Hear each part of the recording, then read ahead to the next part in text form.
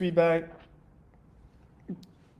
Today is a pretty special day. We've got the first seed vault, or the first vault of the seed rounds, the allocation for the community. It's always a bit special to do this stuff when everyone is basically telling me not to do this stuff. Because we know the market's like very bad. And we've had to make some adjustments on the way. And you saw the adjustments pretty much live. Like my rationale behind those adjustments. And that coffee was too hot. And it's been a very eventful day yesterday. We haven't discussed so much about like the launchpad stuff, but obviously it's something, well, it's not obvious, but it's something I'm doing. End to end. And yesterday we had a pretty eventful day with my known address, which is, by the way, the exact same I'm doing the challenge with, i.e. this one. On this hyperliquid address, the one with like the million or so in P&L. I went live and deployed the contract on mainnet. And that contract got exploited by some kind of weird attack. And then I have no clue how, but that address was tied to the 𝘂𝘂𝑚 alerting system. And so I got pinged pretty much instantly. And then we were able to mitigate this stuff. But yeah, it was a bit, freaking out. It's always, and DeFi is always, you're never so safe in DeFi. And yesterday was just an instance where personally I just wasn't feeling so confident, but now it's okay. We've added ton of alerting systems and monitoring, and things should go well. It was a very tricky attack thing, something I just was hard for me to figure out. I'm not gonna go into the details. It's just, for example, when someone asks me, hey, just roadmap items, like, or even, if I'm not even sure what we wanted to do there, but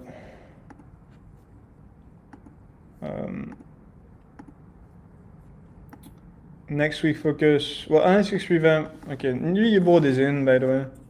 I'm not sure exactly what's the prod state, but beta state at least. All right.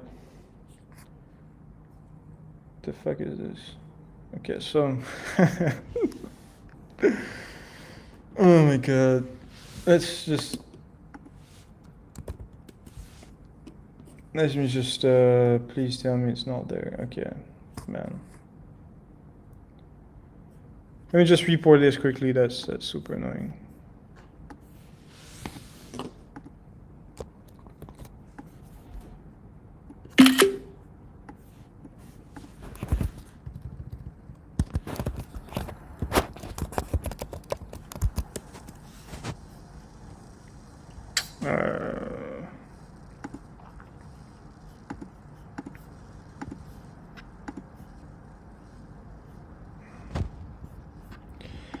All right, so okay. Sorry for this. Not sure what. Yeah, we do have some localization issues there. Just.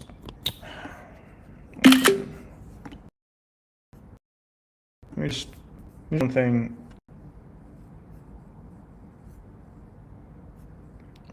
The fuck is this? I'm just pretty annoyed there. It's something I had reported a while back, and and just not done. I pick it up just after this. Anyway, I'm sorry for this. That I have pretty high standards, and that's just not what it should be. Anyway, I feel dashboard is down. Downtime monitoring, that's up in a branch translation. Well, you see we have still some issues. KYC for payout, it's not basically, that's not going to be there. We'll have to compromise on maybe one of those two things: the dynamic fees, funding fees. It is what it is.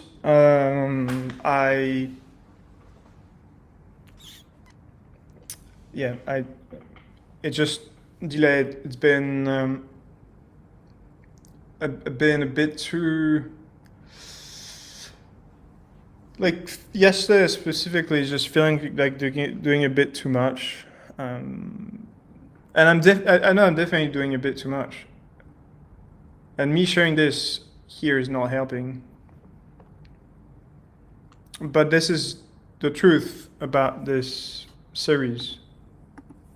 Is just how things are, and I'm still at 𝘙𝑝 and managing the team and getting so many pings, and it's just sometimes it's a bit overwhelming, and that's why I love weekends. It's easy to understand why you would love weekends, because you can just be on the flow and just build stuff. On the great news is the downtime's been getting much better. As in we have much much less uptime. Much less downtime.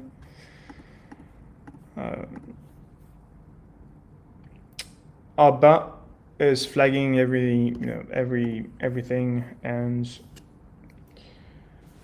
we've had no downtime in the last 12 hours, which is a cool thing. Obviously, downtime is something I have to monitor. We've also added some, because we know so we had a bunch of issues that revolves around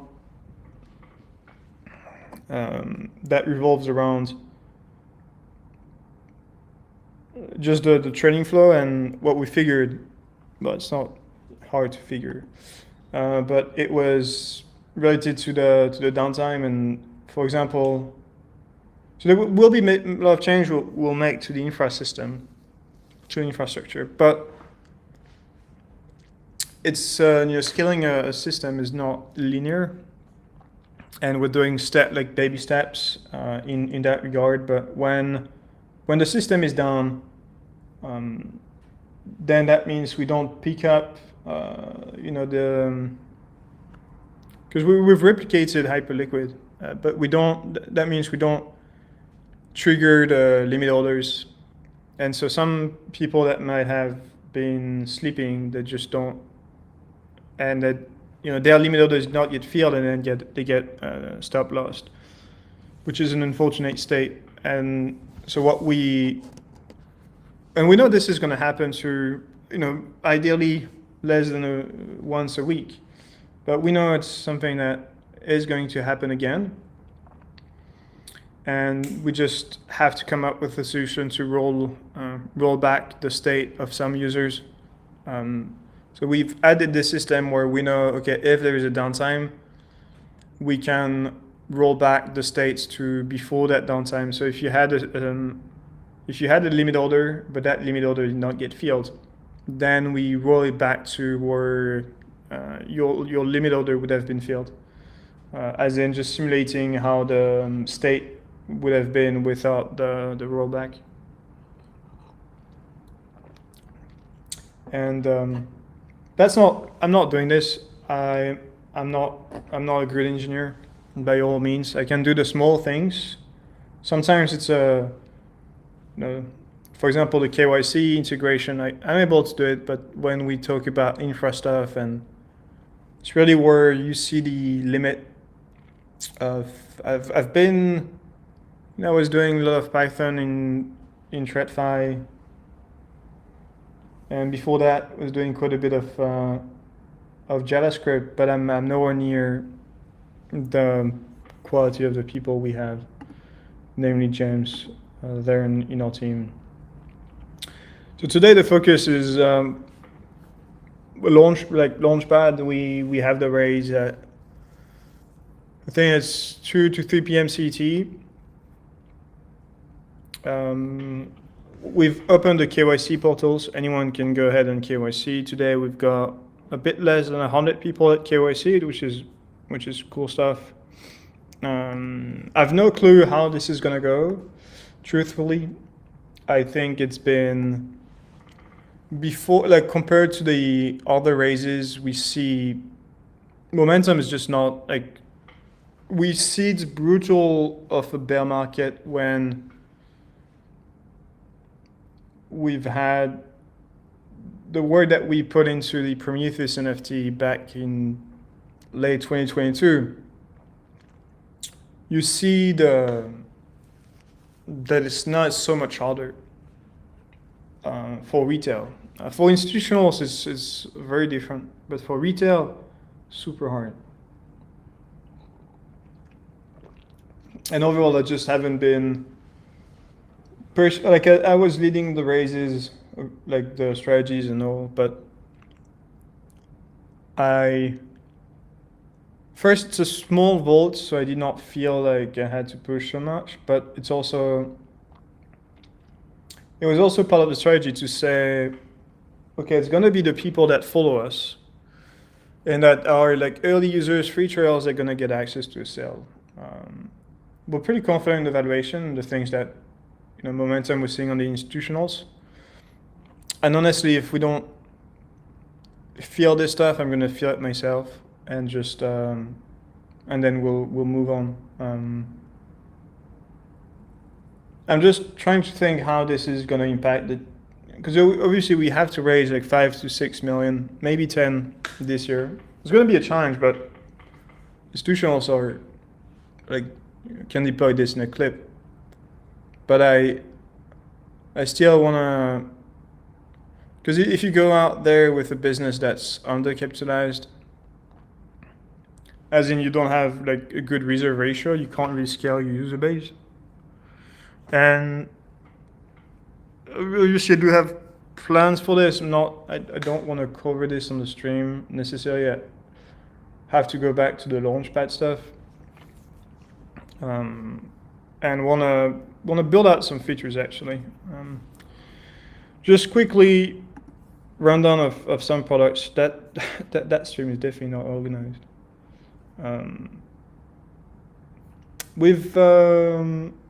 Well, I've had it yesterday morning before the drama on the, well, it's not drama, but before what happened on the Launchpad. I love building this stuff. Like, it's when you're in the zone and you can just be maybe just playing a bit of music. You have your coffee and you can be in the zone for like 3-4 hours doing features. Really what I like. It's really cool stuff. I would do that any day. If I go to the trading terminal now, if you haven't tested man, I went long on this account. Fuck. Latency is just getting much better. If you've had any issues with TPs and stop loss, would love that you help out. Let me check if actually live, if are we long or short? Okay. So if I place an order now, it's okay, it gets filled. So that works.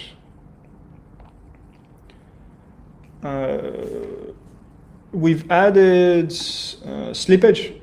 I think it was slippage, we discussed this last time, but we've fixed this stuff where you have a card. The card is dynamic based on your referral. On your referral system. So if I go ahead and click on referral, now I have a code, and Godspeed now this shows here. So that was what I was happy to implement yesterday. We've implemented something else, which I think is also pretty cool, is this candlestick tooltip. You see here on the top, but every time I hover over one candle, you have the volume, which I think is cool. I mean, definitely a small thing.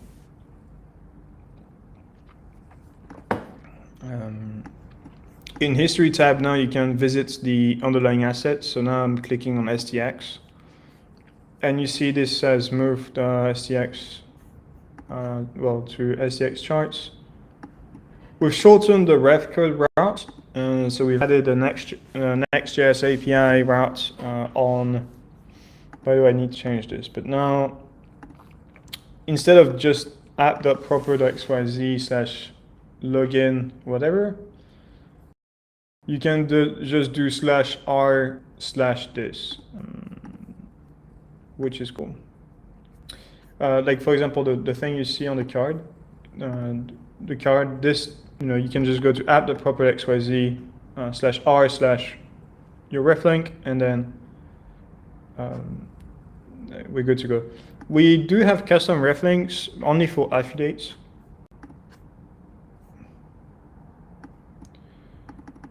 We've added persistence on the time frame. So before, when you were refreshing, we did not persist the time frame, and on asset change we also were not changing the time frame. Now we do. And last small thing really is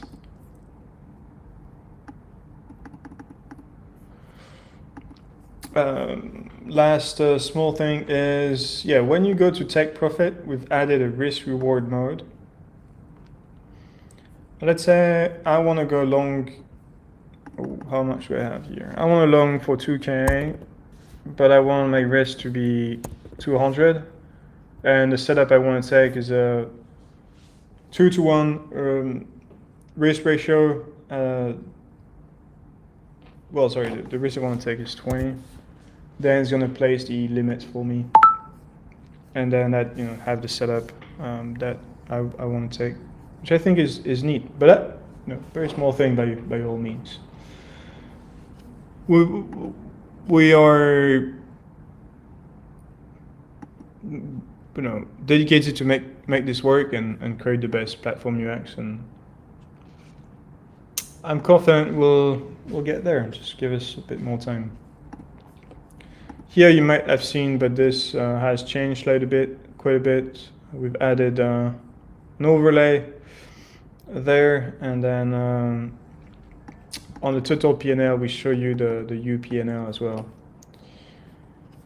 All right, enough about products now. I wanted to discuss about the market. We've had an eventful one is the challenge is at all-time high, so it's good to see. We've had on the trading wise, I think things just gone really well. That I want to say, this one is, you shouldn't look at it. It's not correct. We've had a big drawdown. This is not taking the 𝑢PNL. I try to fix it, but it's least of my priority at the moment. When you look at those stats, stats are good, but we got lucky. I think we had a bit of luck, or a very good feel for the market, but realistically, risk management was subpar. Risk management was definitely subpar there. Well, we'll look at the markets now. We've had Solana, for example, is we've had a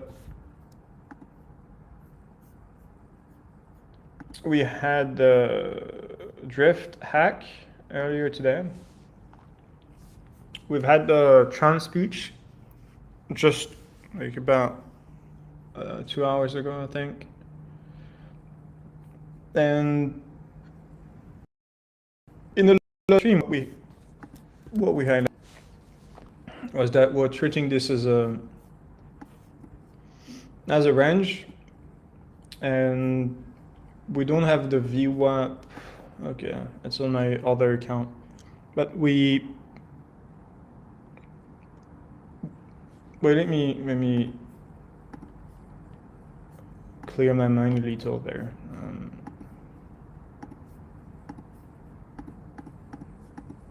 Okay, so where we are today is we're short from 68.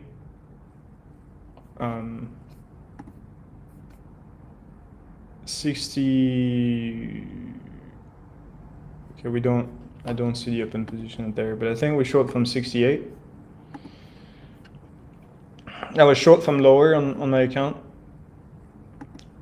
What did happen is we had the Trump speech, which was the catalyst for the fall there. Speech was essentially there, and when you have big events like this, and that was pretty telegraphed, I was short into the events. I was mainly short because we've highlighted that.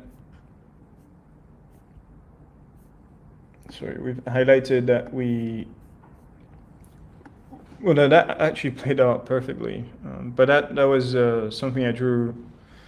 That was also on the chart yesterday. I'm not putting this out there.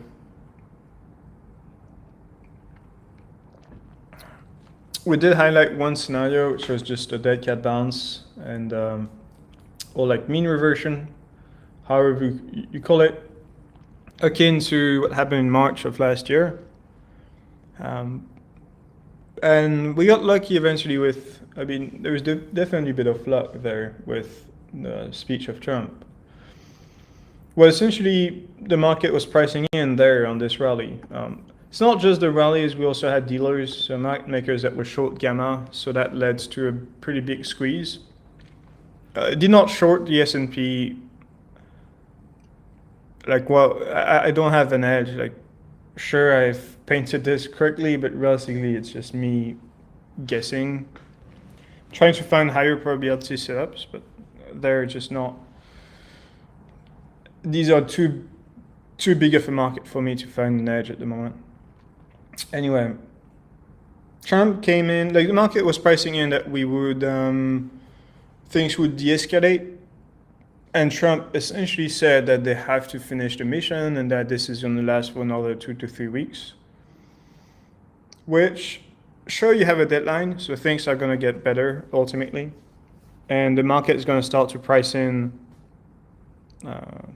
in a few days, like in 10 days eventually. They'll assume the worst is over, which is great. Realistically, for the short term, we're very well positioned. On the challenge, I think we're very well positioned. There we go. Sorry, we've got our charts from last time. So where we are now is I think you can take this middle of the VWAP. So VWAP is volume weighted average price. When we have this VWAP from the fall in early Feb. And this to me looks very similar to this, where you've tested the upper bounds and then now we've rejected at the middle of the VWAP, and then I think logically where we go next is here. I think now that you have that speech from Trump, no one really wants to hold so much risks this weekend, especially since it's an Easter weekend. It's a longer weekend. I don't think a lot of people want to hold a risk. And as I say, every end of week from now is like there is no, the higher probability of holding longs. I just don't think you'll make money holding longs through weekends. And by default, positioning should be short because of the high time frame view, and now you have some good buffer because you know you have this 2 to 3 weeks time window. That's very clear now. And you know that the Strait of Hormuz is not going to be open until 2 to 3 weeks, which will lead to further disruption on the economy. Some friends I spoke to yesterday, they are in Asia, and they told me you have pretty wide disruption, like the petrol stations are rationing, etc. And I don't think Nikkei dropped quite a bit there. Because the thing is, the Asian market doesn't, like, it's going to be hard for them to survive, and the reality is that's now impacting the output of countries, and we do have this complacency still on the markets. I don't think the market's pricing, like, from my humble view, I don't think the market's pricing this correctly. The S&P is basically at all-time high still, like, you know, like it's what, 6-7% there. That's nothing. It's not even a drop, right? It's, the market's not used to dips. But realistically, when you have an event that's impacting a country's output, like direct GDP growth, because if the people can't work, then just does not create any outputs. If you have rationing that starts, I think, but it's not like you're gonna open the strait and then things will go back to normal. I do think the downside risk is just much higher than the upside risks, and I'm not calling for insanely lower. You know, I think 6K on S&P would be a decent start, but it's about higher probabilities of being right on the long side vs short side. And now, in terms of the shorts we hold. The shorts we hold, I think you have to be, it is going to depend on when things happen. I think if 65K does not hold, it's pretty bad. Like every time we've reached 65, we went for the 62. And then if 62 doesn't hold, then you're going for, I think 58 is a good region. So to me, it's going to depend on when exactly things happen. And then you want to cut your shorts. We've built this quick tool. I just bit the fucking dip and knife catch, which is telling you when you can go long. Here, for example, it's telling you, well, 5 minutes, not much of a signal, but it's telling you on the 1 hour time frame, 4 hour time frame to wait on the 1 day to not go.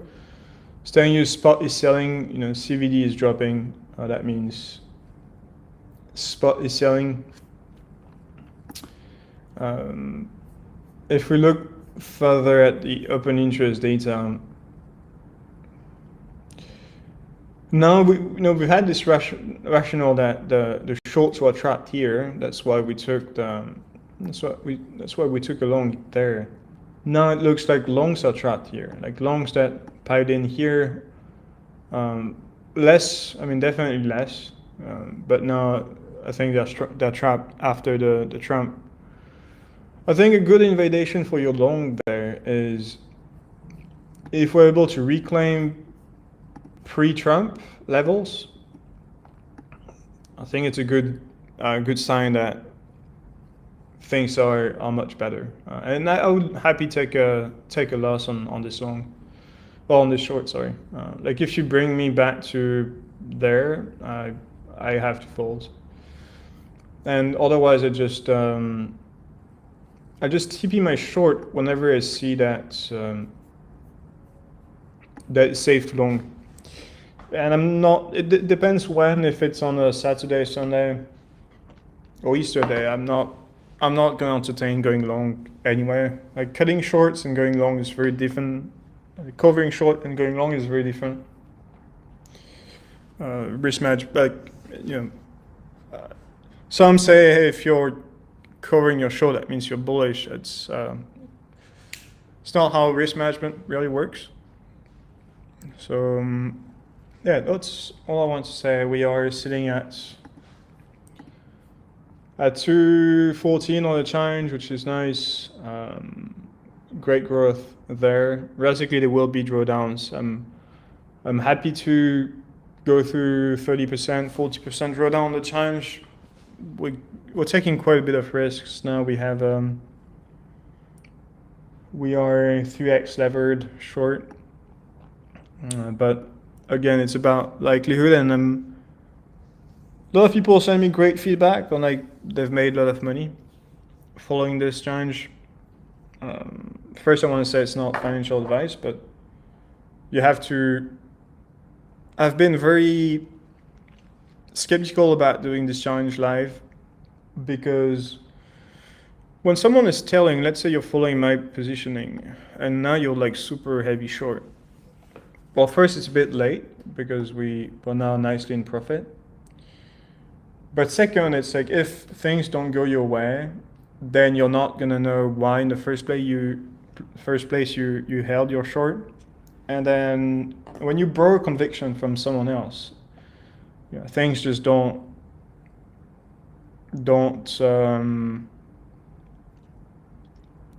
I mean, then you just flip-flop your positioning and then you just take some loss. And we have about 10 wallets that are following the positioning on Hyperliquid, like through bots, which is slightly annoying. Still trying to think on how to do this best. I just want to show, like, I'm genuinely tired of people that, like, traders I see on Twitter or X that are really bad. There are so many of them. I'm not saying I'm very good, but my credentials would tell you I'm very good. That's the actual data would tell you my skills are better than 0.001% of all of the traders in crypto. That's the credentials I have. And that's not on Hyperliquid, that's on centralized exchanges. And you know, part of me just is doing this because I'm new to the prop firm game and I want to show whoever that I can be the best at this, and I'll eventually be the best. It also means that even like to the investors that we welcome, it's about, okay, this guy was doing gaming stuff, but actually he's not a clown in trading, and I have to gain legitimacy, and that's why I'm doing this. Some have actually told me, hey, I don't understand your trading style. It's just, I understand it's just not for you. I actually don't see myself as a trader. I just like to assess probabilities and then take a side. And I do generally think there's good money to be made. And that, like, for example, last 2 weeks, like I've made a lot of money, which is satisfying in sorts, but not, like, it's not as satisfying as building proper anyway. Anyway, I'm not sure why I'm saying this in the first place. Leave you guys, go back to work. Seed run today is really important, so tune in for that, and I see you tomorrow with